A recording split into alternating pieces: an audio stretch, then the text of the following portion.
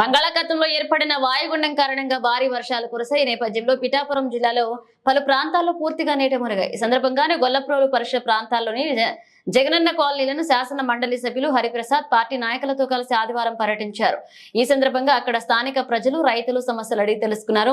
ఈ ముంపు ప్రాంతానికి సంబంధించిన విషయంపై ఇప్పటి సీఎం చంద్రబాబు దృష్టికి తీసుకువెళ్లామని, త్వరలోనే ఆయా సమస్య పరిష్కరిస్తామన్న రైతులంతా వర్షాల పట్ల అప్రమత్తంగా ఉండాలని, అధికార యంత్రాంగం కూడా సహాయక చర్యల విషయంలో సకాలంలో స్పందించాలన్నారు.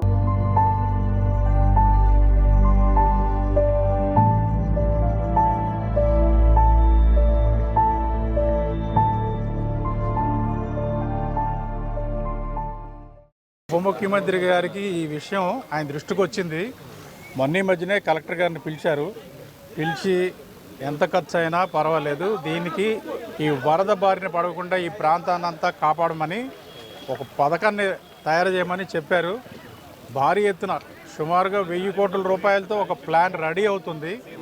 దానికి తెలుసు కదా, శాంక్షన్స్, ఫైనాన్షియల్ శాంక్షన్ అవ్వగానే ఇది శాశ్వతంగా దీనికి పరిష్కారాన్ని ఇక్కడే ఉంటాం కాబట్టి మీకు ఎప్పుడు ఎటువంటి ఆపద వచ్చినా సరే ఆ పడవ ఇతరత్ర సౌకర్యాలు మేము దగ్గరుండి ఏర్పాటు చేస్తాం.